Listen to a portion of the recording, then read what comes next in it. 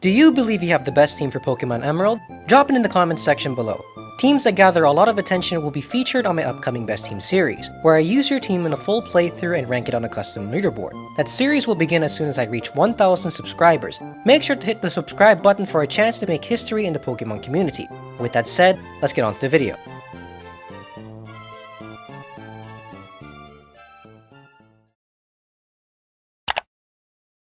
I created the best possible team for Pokemon Emerald. I think. Yeah, it turns out I thought wrong. There was an obstacle in the game that I failed to account for in this video, which led to me creating a team that falls just short of being the best. Pokemon Emerald is the first game where I uploaded a video describing a team I believe to be the best. It is what started this YouTube channel because at the time I thought that beating a game with a team of Pokemon that are below level 45 was incredible. I wasn't exactly wrong to think this since I played the game many times, and it was only when I used that team that I beat the game with a team where half of my members were still lower level than Tate and Liza's Pokemon. Also, all the gameplay videos I saw at the time from other YouTubers had levels in the mid-50s. I did not know that Leroy's YouTube channel existed at that time. However, after creating best teams for other games including Pokemon Platinum, Fire Red and Leaf Green, Heart Gold and Soul Silver, and other games where I have not yet uploaded a video, I realized that the best team can beat the game without ever losing to any of the obstacles presented. And if you saw my playthrough video, you would know that my original best team lost twice to Tate and Liza, as well as Elite Four Glacia. This made me want to revisit Pokemon Emerald and see if I can improve on the team that I created. And I did. The new team I will be presenting in this video beat Champion Wallace without a single member reaching level 40 and with an average level of 36, which is a big improvement to my team that had an average level of around 41 and had a member as high as level 44. If your Pokemon are at the same level as Tate and Liza's, your Pokemon team is probably overleveled and not the best. Now I have truly created the best team for Pokemon Emerald. I think. Before we begin, I'd like to thank the sponsor of this video. Duped again, weren't you? Nope, I don't have a sponsor. Unlike before, I do have more than 10 subscribers now, but I definitely do not have enough views to catch the attention of sponsors. It would help me a lot if you could subscribe and share my videos, especially if you enjoy my content, because I only have a short window to try and make this a side career before I become swept up in requirements again. Thanks ahead of time, guys. Anyways, let's get started. For real, this time. When I'm making a best team video, I look at the obstacles of the game where without the right members, I will end up becoming stuck and have to resort to Operation Abuse the Bidoof, where I walk into the grass and stomp all over a bunch of puppies that just want to play fetch. The first major obstacle in this game is Watson's Electric Gym. We need a ground-type Pokemon to beat this gym, and there are two options, Swampert and Golem.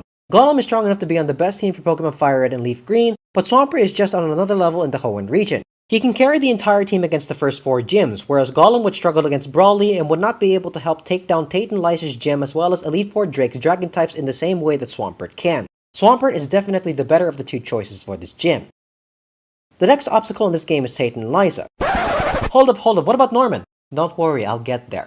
As I said in my original best team video, Tate and Liza are extremely difficult to defeat because their Pokemon are extremely bulky and their psychic typing does a lot of neutral damage to most other types. You can watch the original video if you want a more in-depth explanation on how I came to arrive at my choice to beat this gym, but it remains the same.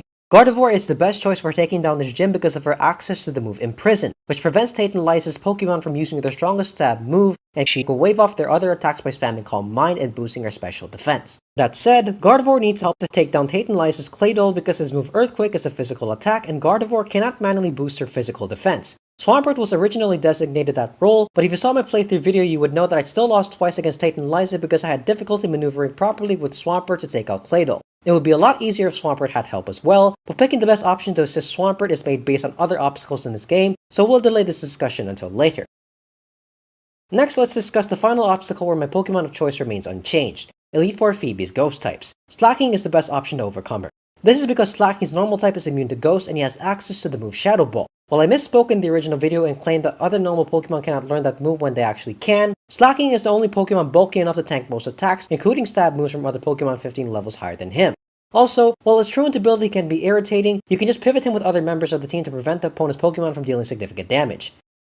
Now this point of the video is where the new members of the team begin to appear. The first member to be replaced from the original team is Manectric.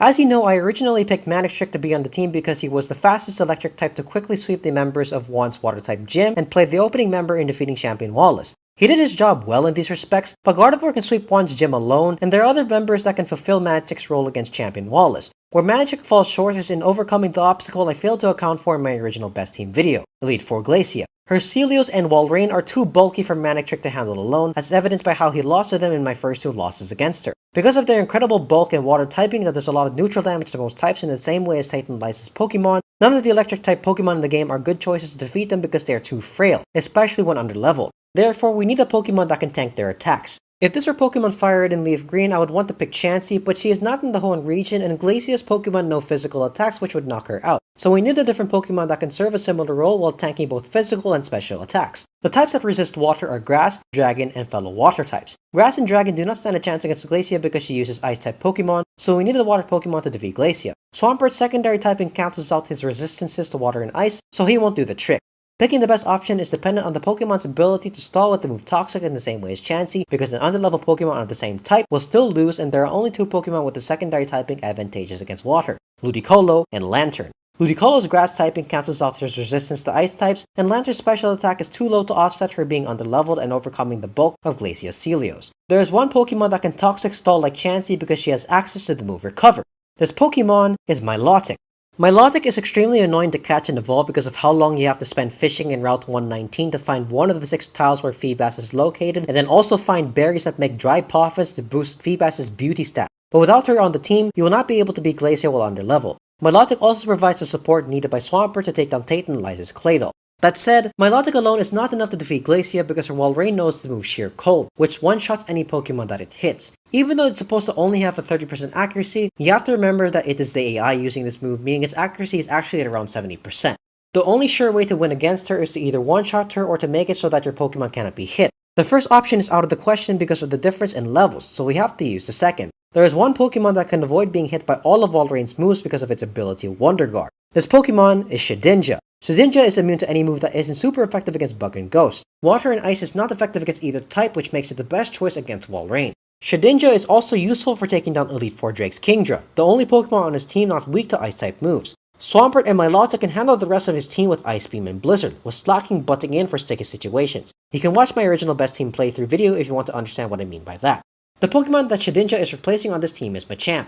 Machamp's original role was to defeat our daddy's normal type gym, particularly his Slacking because of the move Low Kick. However, Morgan Henderson correctly pointed out that you can use any Pokemon with a move that works over a course of 2 turns to exploit Slacking's truant ability and take no damage. In this team, Dig is the most convenient option. Aside from Norman, Machamp is only useful against Sydney's Mightyena, which Slacking can take care of using the move Brick Break. Lastly, Machamp is weak against Elite Four Glacia's Ice types and is neutrally vulnerable to Champion Wallace's Water types, which actually makes him a liability for this team. The last Pokemon to be replaced on this team is Crobat. Crobat was picked to defeat Elite Four Sydney's Shiftry and Cactur.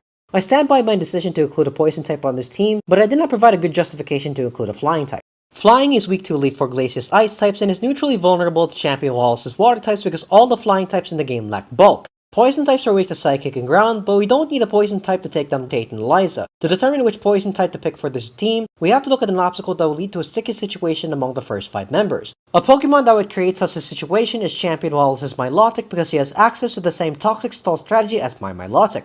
Therefore, we must pick a Pokemon that has a secondary typing advantageous against water since Poison by itself is neutrally vulnerable. The dual typings available are Poison Bug, Poison Grass, and Poison Water.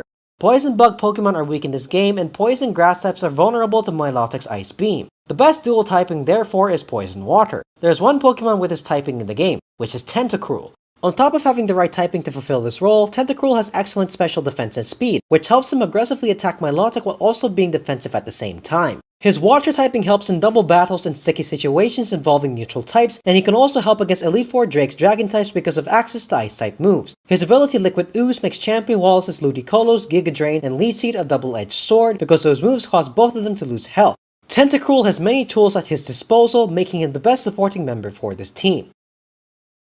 And there you have it, the best team for Pokemon Emerald. I doubt I'll be revisiting this game for a while because this team is even more underleveled than my best team for Pokemon Fire Red and Leaf Green, which I did not think would happen. Then again, I thought my first best team was already the best team and I was wrong. So if you disagree with me on any of my choices, feel free to let me know in the comment section below. I'm always happy to read what you have to say.